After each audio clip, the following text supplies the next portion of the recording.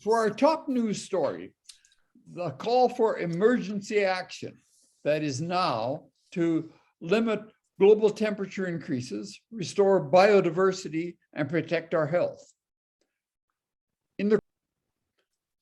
In technology, Singapore deploys multiple robocops to police public areas. And once again on the environment, it will only get worse. Get used to it. In materials, in our big first, scientists have discovered a room temperature superconductor, but it needs a little bit of pressure. In flight and space, a luxury space balloon lets you glide 100,000 feet above the Earth with a cocktail in hand. And now for genetics. Apparently, we're not the only ones, as we used to say, using tools. Wild cockatoos have observed making and using tools in order to eat single mango pits. And for us, apparently our brains exist in a state of controlled hallucination. What you think is reality is really made up by the brain from sense input plus conditioning and habits. So what you're seeing isn't necessarily all that real, it's what you make of it. And under health and medical, Jeff Bezos, we've heard about him a lot, but now he's reportedly funding Altos Labs for a new anti-aging venture aiming to cheat, maybe for himself and others, aiming to cheat death. So that's what we'll talk about. And now, Richard, what's this in our top story of a call for emergency action to limit global temperature increases, restore biodiversity, and protect health? Well, this is not a surprise, but this is looking at the global climate crisis from the avenue of public health. And the United Nations General Assembly this month is going to be meeting to tackle the global environmental crisis. There's going to be a biodiversity summit in Kunming, China, and then the climate conference COP26 in Glasgow, United Kingdom. Before this, though, these people are making a call for urgent action to keep average global temperature increase below 1.5 C, to halt the destruction of nature and to protect health. Health is already being harmed, and a global increase of 1.5 C and the continued loss of biodiversity, they say, risk catastrophic harm to health that will be impossible to reverse. I guess that's what you call a call to action. The risks of health for increases above 1.5 C now are actually well established, and global heating also is contributing to the decline in global yield for major crops, and the consequences of the environmental crisis falls disproportionately on those countries and communities that have contributed least to the problem and are least able to mitigate the harms. So rises above 1.5 C increase the chance of reaching tipping points in natural systems that could lock the world into an acutely unstable state. Now, uh, a good sign is many governments, financial institutions, and businesses now are setting targets. However, these promises are not enough. Targets are easy to set and hard to achieve, and for the most part, they are yet to be matched with credible short and longer term plans to accelerate the cleaner technologies. And this insufficient action means that the temperature increases are likely to be well in excess of 2 degrees C.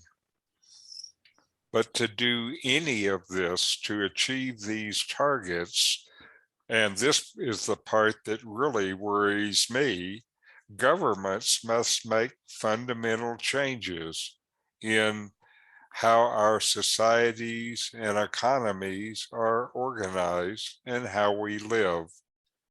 The current strategy is to encourage markets to swap dirty for cleaner technologies, and this is not enough. Governments must intervene to support the redesign of transport, cities, production and distribution of food, markets for financial incentive, and health systems, among others. And huge investments will be needed. The thing about these investments, though, is that better air quality alone would realize health benefits that easily offset the global costs of emission reductions in technologies. And from what I've seen reading many of these kind of articles, usually the impact of the health benefits is not even included in their workup of the costs and benefits. So anyway, these people that are published in the New England Journal of Medicine are trying to make a call ahead of the major climate conferences to make sure that this time governments around the world do something. It is time. Any thoughts? Yeah, well, the factor that nobody mentions is the need to reduce population. It's no good, it's no good if we keep just increasing in numbers and expect that these kind of insignificant measures are going to make a difference. It's like, and currently there's an election going on in Canada, and I know it's only a small thing, but one thing that the parties are fighting about is who can provide subsidized childcare, which just makes it easier for people to have large families. You know, it has to be part of the equation. Okay, I've certainly heard that argument before. One of the things, however, that I've heard that is a bit of a counter argument is careful analysis made of energy consumption, and they say, and style of life, and they say it looks like there will be enough energy that is available to bring a reasonable standard of life to the half of the people in the world who don't have it yet, and that doing this would require only about half of the energy that they project to be available. So that leaves the other half of the energy for rich people to continue to do what we do. In the United States, we have a real problem with the environment, and the climate problem has become a political issue. And Biden is trying to pass this $3.5 trillion, and there's a lot of initiatives in that to clean the environment, to go with electric vehicles and others. But I don't know if we will ever get there with the political situation here. Yeah, it's political in many places in the world. One side of good politics, Norway, who is Europeans' biggest producer of oil, has just elected a new government, but instead of the conservatives, they elected essentially the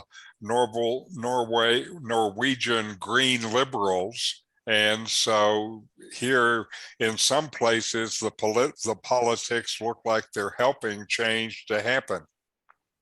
We should do the same as Norway. They're already ahead in electrical vehicles, so Right. good example.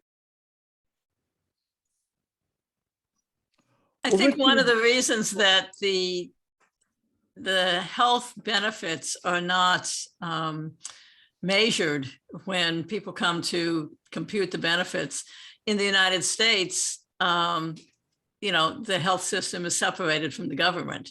So other countries where the health system is part of the government, it's easy to factor in those benefits. But in the United States, nobody wants to even calculate how much we all spend. And it's going to wreak havoc on a lot of private companies. Yes. Which would be horrible, right? Richard, in our technology story, what's this about Singapore policing public areas with robocops? Well, this one is more about technology meets the road, literally. So, this is a picture of Singapore's new RoboCop. They know this as Xavier. It's nice that they give it a name. And Xavier is now patrolling the streets of Singapore and looking for trouble. It's designed primarily to spot, quote, bad social behavior. It must be Singapore if that's what they're worried about. And this includes things like improperly parked bikes. Okay, so we have a cop that'll bust you if you haven't parked your bike right. Also, public smoking. Well, that's good to get rid of. And then the last element is spotting COVID protocol violations. And I think the last one is actually pretty interesting because I think it implies some kind of facial recognition, because to be able to tell if they're not wearing a mask on their face, they have to be able to tell they have a face and start to distinguish what's happening with a face. Now, what possible harm could there be with public robocops that were driving around with facial recognition that could just recognize everybody and tell the government where they are at a given moment?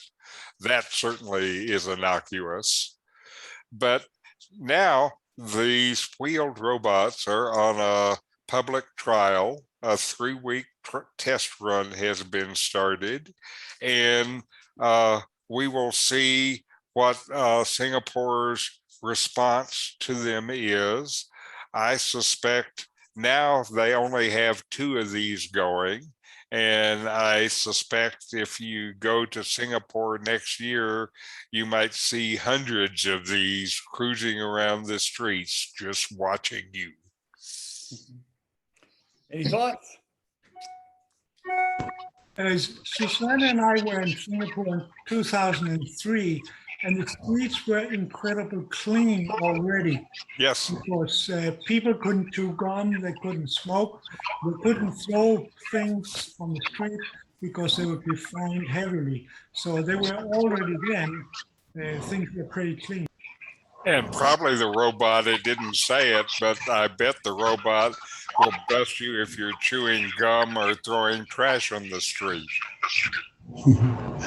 So far, by the way, the robots are not making arrests. They just relay information to human police who go to enforce it. I think there's a real danger that criminals who want to commit a serious crime would find it so easy to create a diversion that the robot wouldn't be smart enough to detect. Or how about hacking a robot? Yeah. It might be good for illegal parking and things like that, but I think it would be a detriment when it comes to serious crime. But if it frees up your officers to focus on serious crime, then I can see there's an argument for it. Yeah, that's a good point.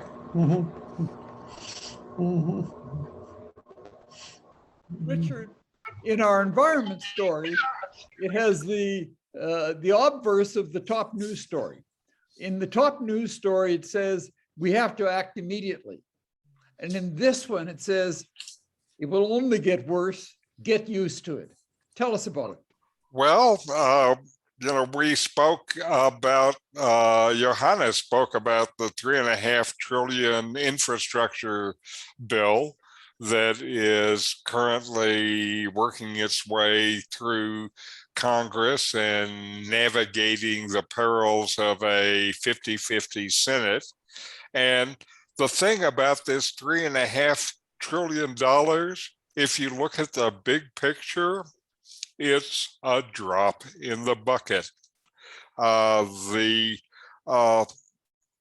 cause has to be immediately dealt with because the damages that we're seeing now are enormous. For example, Hurricane Ida, you heard about that. That's old history. I guess that's 2 weeks old. It's going to cost $18 billion in insurance claims.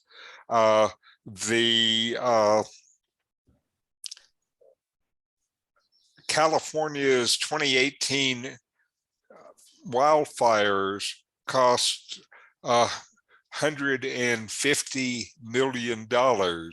We don't have a cost of this year's fires yet. Rainfall damage causing flooding and stuff has caused 75 billion in flood damage to the US over the last 30 years. And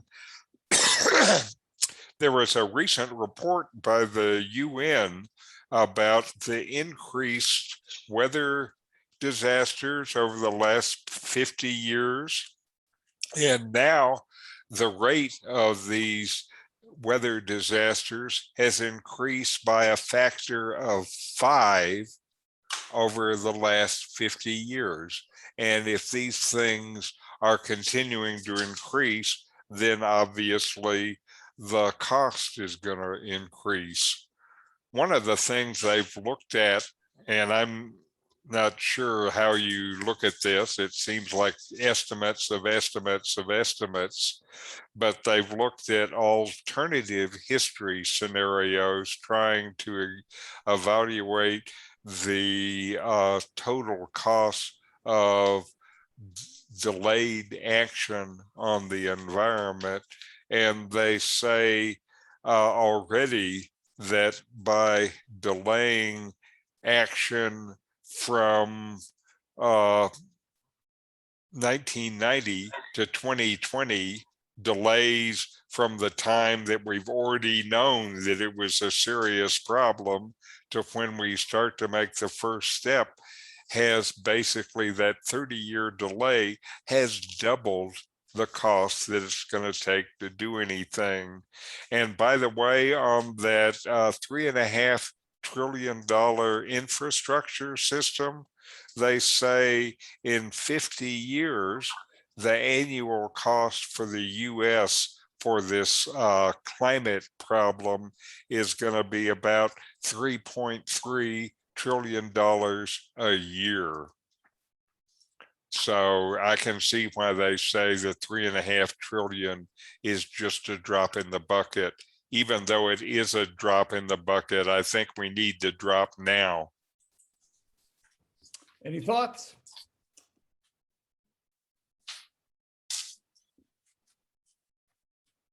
Well, Richard, I guess everybody has already got used to it. I think we have climate crisis fatigue. So why don't we get into why can we, with superconductors, have them operating at room temperature, and why is that important? Now, we have in the last few years found a number of superconductors, and these superconductors conduct electricity with no resistance, with no loss, and all of the other connectors, including the wiring in your house and the wiring on the high voltage power lines, have resistance and have loss, and that slows things down and it throws away this precious energy. And the thing about the superconductors they found so far is they require extreme cold. This one, however, is a superconductor at 60 degrees F. So it'll operate as a superconductor at higher temperatures than we have today in a HEHIC. Before this, they had made headway. There was a previous record that was minus 10 degrees C. And when you compare that to the minus 273 C of absolute zero, minus 10 degrees is really hot. One of the places that we see the effect already of the superconductors that we are making that are very expensive to use is now in this current generation of magnets that are being used for the fusion reactor. Because they have been able to improve these magnets so much, then they think it's likely that by 2025, 4 years from now, we will be able to see fusion reactors that produce net energy.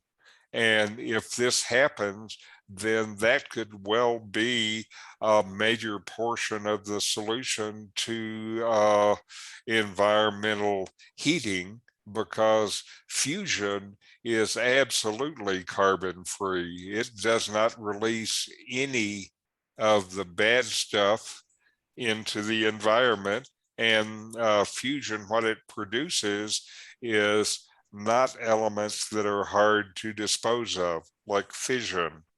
But anyway, what they did here to make these kind of warmer superconductors is the secret is in chemistry is choosing elements that bond together very readily but are really light.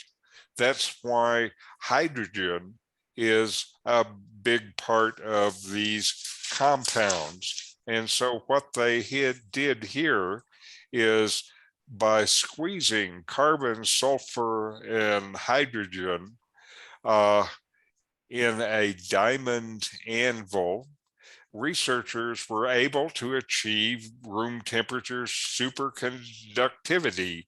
The problem, though, is Fred said high pressure. The pressure is 300 gigapascals of pressure. Most of people don't deal with gigapascals of pressure much. Basically, that's 3 million times the ambient air pressure on Earth.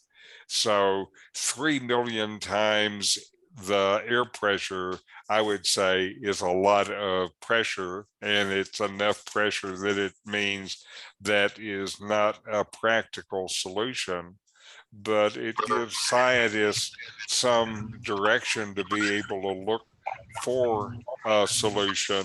What they're going to try next is here they had some particular mix of these three elements, and now they're going to try other mixes as they continue to look for the superconductor, room temp superconductor.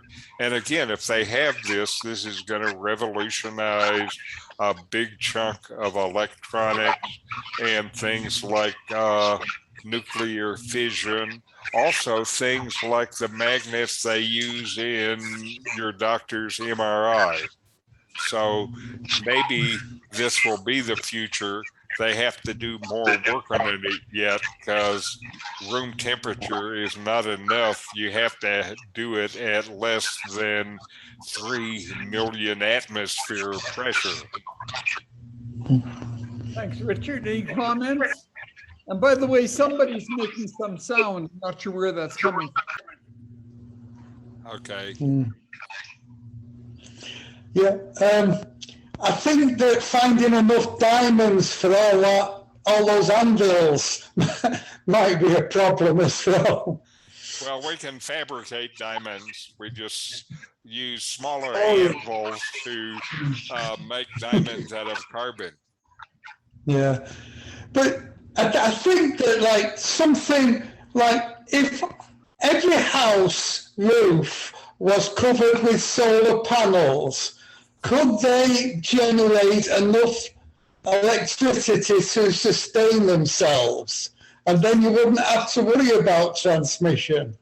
Well, I haven't seen the numbers. You can get a lot from residential solar. In fact, in Singapore, I think last year there was a big push from the government to put solar on the rooftops there. And because of the rooftop, they were able to continue to expand their electrical capacity without any more coal-fired plants. And what I read said that this gave them enough electricity where they didn't have to build about 13 coal-fired plants. So certainly it can contribute. I suppose so. One of the problems is how do you create these solar panels? And if you need to use a huge amount of heat to do it, that is, and you need fossil fuels to generate the heat to make the solar panels, that's a problem. And also, since the solar panels only last a couple of decades at most, then a huge problem in being able to get rid of them. So there's a lot to be sorted out before one thinks that solar panels are really a solution. But a counter argument, Fred, is that solar panels now, because they are a giant market in the world and they're going to increase by a factor of 10 in the next few years, that there is an enormous amount of research going into it. And one of the things that is very promising, I think, are printed solar panels. So the production cost is low and they're not using silicon. And so the materials content is much easier on the environment. They're printing some form of perovskite, which is a rhombical crystal, and it looks like these will end up being more efficient than the silicon production. So as an example, we see what's going to be coming online, solar panels that are cheaper. I'm not sure about their life, but cheaper and use a lot more environmentally friendly material. So if you look just at the current technology and the way they're doing it now, I think what you say has some validity, but technology is a moving target. And so there's lots in the pipeline to deal with those. Any other thoughts? I saw that solar panels lasted much longer than just 2 decades. 20 years is what I've heard as well. It does turn out, though, that these used solar panels are now that are past the end of their life for Americas in the West are now providing an enormous amount of power in the backcountry in Africa.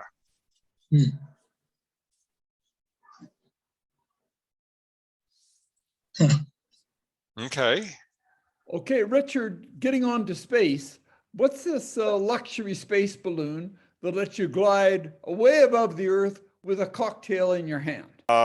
And Jane Pointer, who is the co-founder of a company, Space Perspective, says, quote, "If you're looking for the fury and vibration of a rocket, you've come to the wrong place. Our spaceship Neptune offers a gentle ride into space that lets clients absorb the astronaut experience."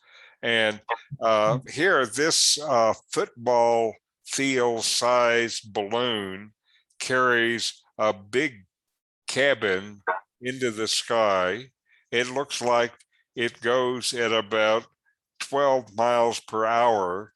So it flies at 100,000 feet and has to take at least 2 hours to get up to its maximum height.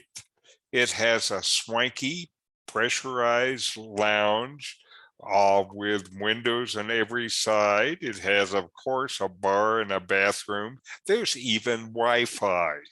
And the flight is for 8 passengers and 1 pilot. Of course, they'll all sit in recliners, and they start out at the Kennedy Space Center. And as they go up, they're able to first see the Florida Peninsula, then the East Coast, and then eventually a grand view of Earth itself. Now, Pointer says that some people will love to go up pre-dawn so you can really experience the extraordinary sky and see the iconic blue line that separates the Earth below and space. And there's a crazy rainbow experience. Now, these high altitudes have been around since the 1930s and were first employed for research and for advertising, of course. And the spaceship Neptune at 100,000 feet technically won't reach space, but it's like the suborbital rocket experience of Richard Branson's Virgin Galactic without the zero-G part, though. But it has a lot more luxury. And they now have begun selling tickets for flights into space starting in 2024 at the mere cost of $125,000 a seat. Are you going to sign up? This is certainly cheaper than going up in Branson's Virgin Galactic. I think he's selling the seats for $2 million each. So this is how you can get on space on an economy flight for only $125,000. Any thoughts? Well, you can do Says that it's already on her Christmas wish list. No, it's not on my Christmas wish list, but my thought is that this sort of could replace the experience of being, what do you take it, in a boat out to the end of the lake, you know, when it's time for you to go, because $125,000 I can afford as long as I don't have to pay for long-term health insurance. Okay. So, there you go. When it's my time to go, I want to go on this, and I'll just step out of the door. Okay. I don't know if they're going to have that door unlatched. Yeah. And Every time, it would be a long fall, I have to say, Suzanne. I remember reading a science fiction story of a young couple that was in love, and they looked into the sky and they saw a shooting star, and they made a wish upon the star, and it was really an astronaut falling from space, burning up in the environment. So maybe you could end with a wish for lovers. I can become a star. every time I hear about people doing things with hydrogen balloons, I remember that old newsreel of the Hindenburg. That's right. Well, maybe it's not hydrogen. I don't know where they would get that much helium, though, because we're not making any more. I guess if we get the fusion reactions going, they make helium out of hydrogen, so then we could power more balloons into space. I think I'll stick with Google Earth. Well, Richard, we seem to be using tools to make us glide 100,000 feet above the earth. But apparently wild cockatoos can make and use tools too. What's that about? Well, it is another story that says people with our extraordinary skills aren't so extraordinary after all. We knew that primates make tools. We've seen ants use sticks chimps use sticks to pick the ants up out of the anthill, for example. But this is the first case where we have seen it in some non-primate species, specifically birds. This is a Coffin's cockatoo, and this cockatoo is the only animal that eats what are called sea mangoes, and sea mangoes are poisonous to other animals, but these cockatoos can eat them. And the cockatoos were studied not in the jungle, but in a lab situation. And while they were observing them, they offered their captured birds sea mangoes. And the sea mangoes are cracked open by the cockatoos to get to their hard pit so they can eat the pulpy material inside. And what they observed, I think, is just fascinating. What they saw was several of the older members of the group grabbed a sea mango and flew up into a tree with it. And then the birds used their tongues and beaks to strip off strips of wood from tree branches and then fashion them into tools.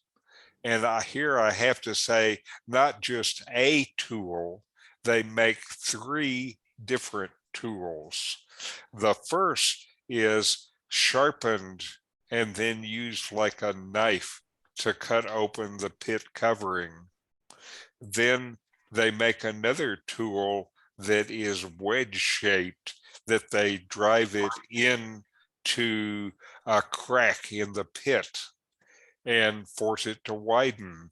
Then once the crack is widened, they craft a spoon-shaped tool, which is used, of course, to dig out the pulpy material and eat. To verify what they saw, they looked below the tree and found several of these discarded tools and brought them into the lab to study. They also, once they started to look for it, have found these discarded tools out in the wild. So it wasn't just something their local cockatoos were doing. And they also noticed that only the older members of the group created and used these tools. The younger members just ate the fruit without cracking open the pit. So the researchers suggest that this tool making in wild cockatoos is a learned behavior. And you learn it, of course, from some probably older cockatoo that knows how. And so we have to give up our uniqueness of us humans and primates. We're no longer the only tool making animal. The cockatoo makes them, and they not only make a tool, they make a related set of tools so they can eat that sea mango. Any thoughts? Has anybody seen that video where the monkeys in some island can separate sand and rice by dropping the mixture Sure. on a puddle of water? The sand sinks and then they can eat the rice. But those are primates, though. Yeah. Yeah. And certainly when it comes to food, I've noticed that animals are pretty clever. Yeah. Yeah. Richard, what's this in our brain story about brains being in a state of controlled hallucination, making Well- up reality? What's that? Now, let me just first give a introduction from my own long meditation practice. And what I have long thought is that for the most part, what we see as reality is something that we just project there. It's not reality, but rather it's our projection of reality that, of course, we think is what's real. And so part of my interest in this story is here we have a scientist who is kind of confirming what I had thought. Let me start with another short video.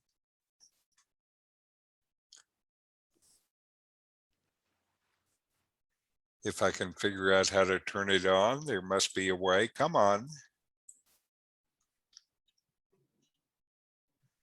The controls are not visible on my screen.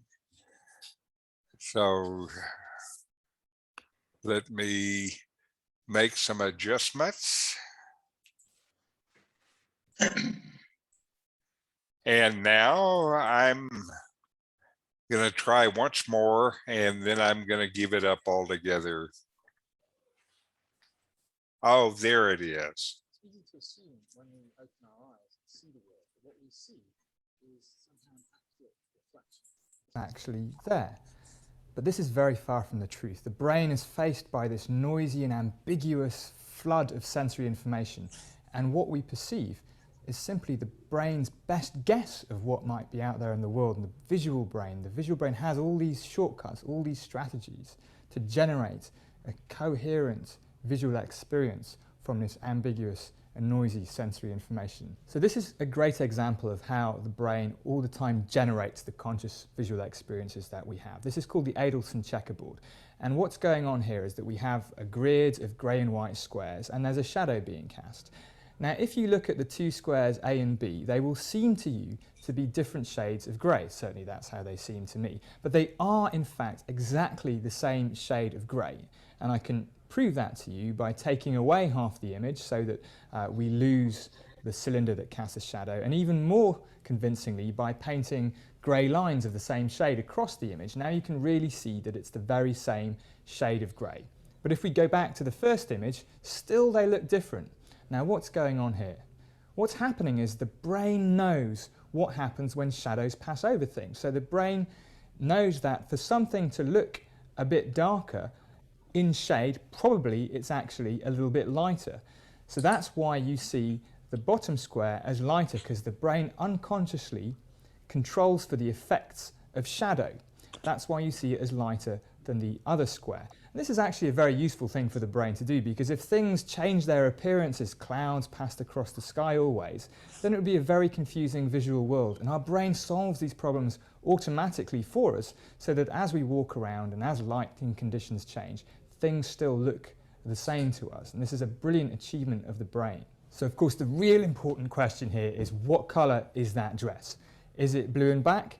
Is it white and gold?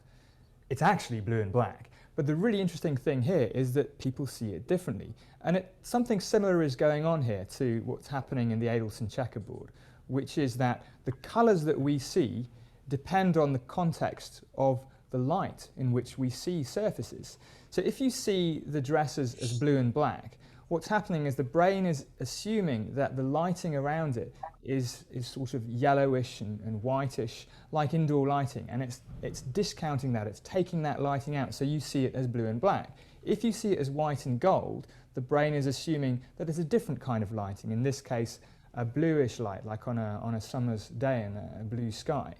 What's fascinating about this is that while psychologists have known about this process for a very long time, it's called colour constancy, we've never before found an example where different people see the same image and apply the principles of colour constancy so differently. And again, this is not something that you think about, it's something the brain does automatically to generate our perception of the world. And it just goes to show that we all inhabit different worlds. So that's a little background on this story. And what we see here is vision scientists were able to figure out what was happening in those dress examples. And it wasn't happening in our eyes. It was the mental calculations that brains make when we see. Some people unconsciously inferred that the dress was in direct light and subtracted the yellow from the image and saw blue and black. Others saw it as in the shadow where the bluish light dominates, and their brains mentally subtracted the blue from the image and came up with a white and gold dress. Thought doesn't just filter reality, it constructs it, inferring an outside world from an ambiguous input. Anil Seth relates his experience of how the inner universe of subjective experience is related and can be explained in terms of biological and physical processes that develop our brains and bodies. He maintains that the experiences of being you, of being me, arise from the way the brain predicts and controls the internal states of the body. And his ideas have now become fashionable, and they are often called controlled hallucination. The idea is the brain is always building models of the world to explain and predict incoming information. It updates these models when the predictions and experiences we get diverge from our sensory inputs. For example, chairs are not red, Seth writes. When I look at a red chair, the redness I feel depends as much on the properties of the chair as it does on the properties of my brain. It corresponds to a content of a set of perceptual predictions about the way in which a specific type of surface reflects light. Now, Seth goes a lot further than this, and he makes a broader claim that this is the same process that applies to all of our perception. Quote, the totality of perceptual experience is a neural fantasy that remains attached to the world through a continual making and redoing of the best perceptual guesses of hallucinations controlled. You could even say that we are all hallucinating all the time. It's just that when we agree with our hallucinations, that's what we call reality. Any thoughts? It is no My, how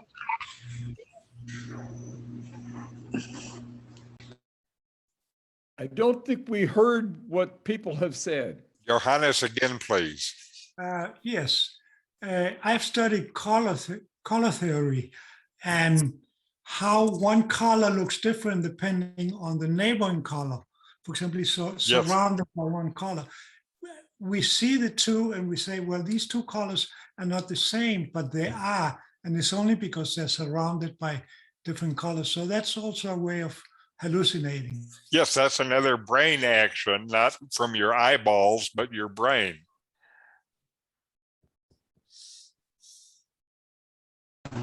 yeah, my wife and I always see colours slightly differently. And so, you know, it's you can probably experiment by comparing your perception with another person's. Well, certainly, my wife and I also see colors a little differently, and through this, we wonder what many people have wondered, which is the red that I see the same as the red that you see? I don't know. Maybe we'll find out when these brain-computer interfaces get better, but maybe we won't know even then.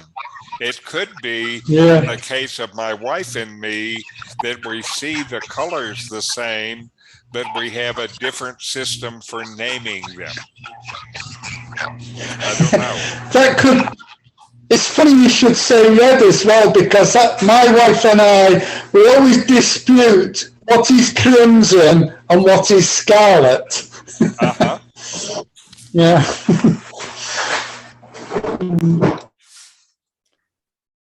Well, Richard, for our last story, what's this about being able to cheat death with this new anti-aging venture called Altos Labs that Jeff Bezos is funding? Well, we know that Bezos has a lot of money. We didn't know until we read this article, though, that he's trying to use the money to extend his life. But, you know, Bezos has a lot of money, and he's been involved in futuristic ventures. And this is another one. Altos Labs is the name of the company. Altos is a Silicon Valley city is Los Altos, and I think that is the basis for the name. That's a city where people who have a lot of money live. Anyway, Altus Labs is a biological reprogramming tech company. How's that for a mouthful? And it's currently looking into a variety of methods that could help reverse the aging process. The company has raised more than $270 million in funding, thanks to a bunch of rich guys who invested in it. Bezos being one of them. And Bezos has a long-standing interest in longevity research and previously invested in another anti-aging company called Unity Biotechnologies. And so one method being studied by Altos Labs is whether this reprogramming could teach cells to revert back to their stem cell original. And an example of this is making them readapt to the skin to give it a more youthful appearance. And so in order to do this kind of research, Altus Labs has recruited a number of absolutely world-class scientists. An example of them is, here is a Nobel Prize winner, Dr. Shinya Yamanaka. And he is a Japanese researcher that discovered that 4 specific proteins, now known as Yamanaka factors, could be added to a cell and it would help reprogram it to its stem cell state. Also joining Altus Labs is Juan Carlos Ipanaza Belmonte, a Spanish biology who was previously at the Salk Institute. He was mixing human and monkey embryos and has predicted that human lifespans could be increased by 50 years. And a few years ago, Belmonte Labs applied Yamanaka factors to living mice, achieving signs of age reversal and leading him to term reprogramming a potential, quote, elixir of life. So they have now recruited a number of top level professionals. It's easy for them to recruit these universal professors because he's offering them 2 things. The first is salaries of $1 million a year or more, plus equity in the company. And then also you have freedom from the hassle of applying for grants. But maybe the biggest appeal is the philosophy at Altos Labs is to do curiosity-driven research. And this, of course, is very appealing to these top-level scientists. So to make a long story short, although Altos Labs has so far managed to recruit some impressive names in the biological reprogramming factor, as well as some big investors, its research still needs a lot of work before it can ever be applied to humans and before it can ever generate a product that you and I can take to extend our life 50 years. Any thoughts?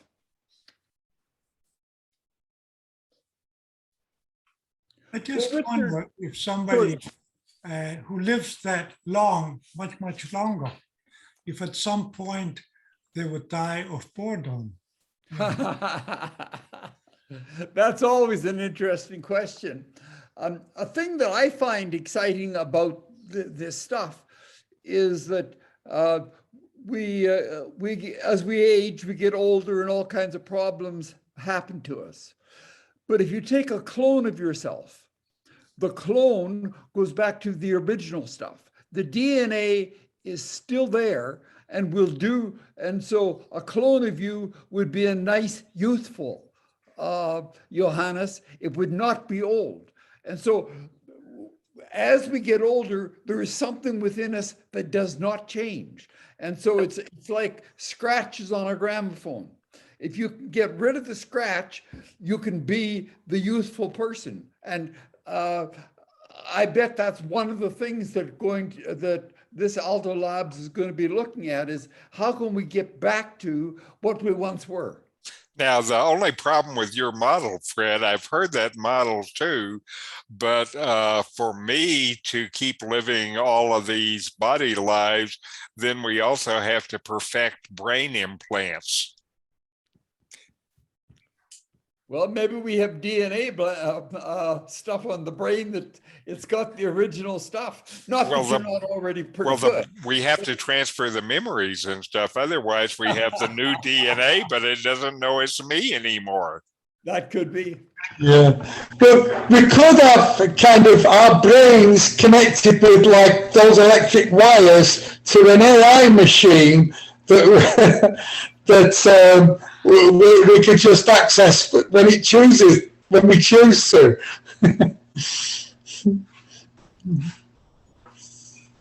Well, Richard, I guess that's it for today, and we'd like to thank you so much. But we also want to thank you and think about you next week when we won't have hot science, because you'll be getting some medical treatment. So we really wish you well on that, and we'll see everybody again in 2 weeks' time, not 1 week's time as usual. So And thank you. I'll still send out my weekly science newsletter to all of you, so you can keep reading and keep yourself current. And I'll see you then in 2 weeks with more life energy. Thanks, Richard. Okay, we'll be thinking of you on Monday. Okay, thank you very much. Don't worry too Adios. much about it.